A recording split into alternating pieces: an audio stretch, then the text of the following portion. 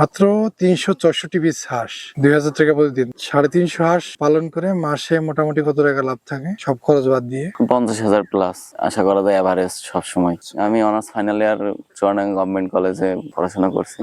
আচ্ছা আচ্ছা, পাশাপাশি এই বাবার হাঁসের দেখাশোনা করছি, এই সহযোগিতা করি আব্বুর সাথে। আচ্ছা আচ্ছা। তোমাদের হাঁস কত টাকা পিস কেনা? নতুন হাঁসগুলা হলো 38,000 পিস কত টাকা পড়ছে? পিস 380। 380 টাকা। কত পিস হাঁস কিনছিলা? হাঁস কিনছিলাম হলো 400টা, এখন আছে কত পিস? 364টা। মারা গেছে মানে 40 পিস। মানে এইগুলা একটু সমস্যা হয়েছিল, জার্নি করে নিয়ে আসার পরে মানে অসুস্থ হয়ে গেল। অল্প অল্প ওগুলা কিছু বিক্রি করে দেওয়া হয়েছে। পরে কিছু বিক্রি করছি, কিছু জবা করে আমরাও খাওয়া দাওয়া করছি। আচ্ছা আচ্ছা। 360 পিস হাঁসের বয়স কত? এই 8 মাস হয়নি এখনো, 7 মাস এরকম, 7 মাস কি 8 মাসের মাঝামাঝি। ডিম কি ফুল প্রোডাকশন এসছে? ডিম এখনো ফুল হয়নি। কত পিস ডিম দিচ্ছে এখন? এই 200 250 সামথিং এরকম। 250 সামথিং। এখন কত টাকা পিস বিক্রি হচ্ছে ডিম? এখন 15 থেকে 16 টাকা। এখনো তো লস নেই, তাহলে এখনো তো লাভে আছে। না, এখন আলহামদুলিল্লাহ মোটামুটি চলছে, এরকম হলেও দিন আলহামদুলিল্লাহ। কত টাকা ডিম আসছে আর কত টাকা খরচ হচ্ছে? দিন 3000 টাকা ডিম আসছে। 3000 টাকা খরচ। খরচ মনে করেন যে হাঁসের পিছনে 600-700।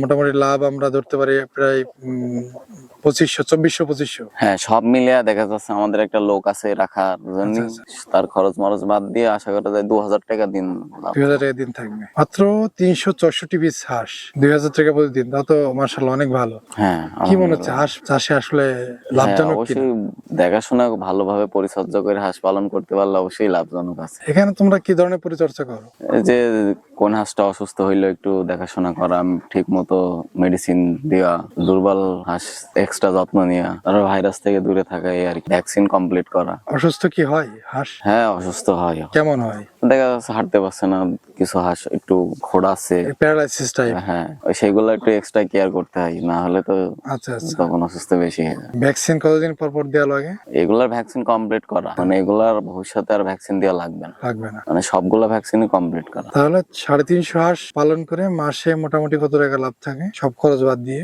50,000 প্লাস আশা করা যায় এভারেজ সবসময়। এটা তো আরো বাড়বে না এখন? হ্যাঁ, মনে করেন যে সিজন যেটা শীতের ভিতরে যেটা সিজন, এইটা মানে বাড়বে, হ্যাঁ। আর গরমের দিকে তো প্রোটেকশন একটু কমে যাবে। ওই সেই হিসাবে এভারেজ, সেই জন্যই বললাম যে 50 থেকে এভারেজ 50 থাকবে। ডিম কি কমে যায় গরমে? হ্যাঁ, গরমে তো ডিম কমে যায়। কোন টাইমটা ডিম বেশি বাড়ে?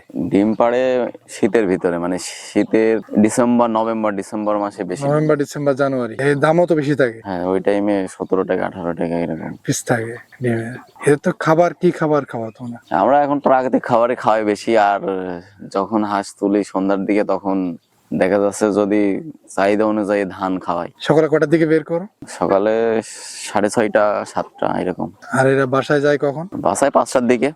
সারাদিন বাইরেই থাকে? সারাদিন খাওয়াই, ঘরে খাই। গিয়ে কি খাবার দিতে হয় আবার রাতে? হ্যাঁ, গিয়ে দেখা যাচ্ছে যেগুলা একটু খাওয়া সম্পন্নতা থাকে সেগুলার ওই ধান দেওয়া হয়, সেগুলা ধান খাই। আর যার পেট ভরা সে তার খাবে না। কেউ যদি হাঁস শুরু করতে চায়, হাঁস পালন, তার উদ্দেশ্যে তুমি কি বলতে চাও? হাঁস খুবই একটা লাভজনক ব্যবসা, উদ্যোগ নিয়ে শুরু করে দেওয়া ভালো আর কি, মানে বেকার বসে না থাকি।